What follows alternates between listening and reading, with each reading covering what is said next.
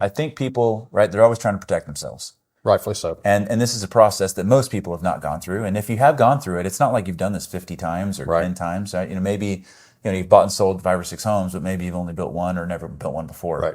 So if not that it's a bad thing, right? But if I'm trying to make sure that my contractor, this is the question I want to ask. If I'm trying to make sure my contractor is being honest, Right.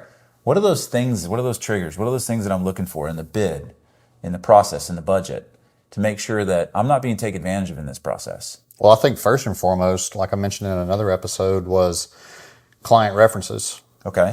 Sure. Get the feedback, because that person was in your shoes before. Sure. And they dealt with this builder through the process. How did they feel? Was the builder honest? So that's that's a good indicator. But then the transparency of, how did you arrive at $750,000? Can you break that down for me? Okay. And the builder should be able to break it down. How detailed? For us, it's line by line. Shower rods, closet rods, doorknobs. I mean, it's broken down by every QuickBooks code and classing code. And we show it to the client.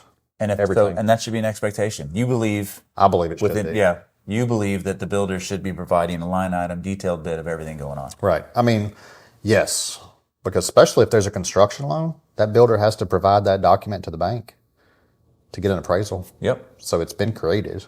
So being able to provide that with the client, and you're not necessarily using that spreadsheet to build the home, but it sets the expectation for the contract, and then it identifies those 10 allowances we discussed earlier. And better to your question is, once you're in that spreadsheet, pick a couple items. Hey, can we drill down on this? How did you come up with that $6,000 for that appliance number? Mm-hmm. And I should be able to pull out quotes from the appliance company and go, hey, this is the microwave, this is the dishwasher, this is the refrigerator. Okay. Instead of me just fabricating $6,000. Okay.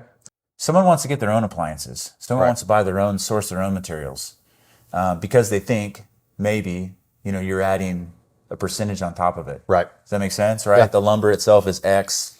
Could I get it for cheaper on my own? Mm-hmm. I guess, what are your thoughts on that? It happens all the time, and Okay. we're open to it. It needs to be a communication and Sure. conversation, two-way street. Appliances is a very common one. Mm-hmm. Somebody's got a brother that works at Whirlpool, and they get an employee discount. And we allow that if it makes sense. We talk about it. Sure. But also appliances on the same front is one that's very misleading. You may think you want to go to Best Buy or Lowe's on Black Friday or President's Day and take part of their appliance package. Great deals. Who's installing it now? Who's picking it up? Who's delivering it? Do you have to pick it up today and you're not ready for it for 6 months? Where's it sitting? There's a lot of things that go into appliances other than just that. Just having communication. But yeah, we're open to it all the time. I mean, there's always somebody that wants to install their own surround sound or Okay. Yeah, it's a custom home. It should be open conversation, not a shut door conversation. Okay.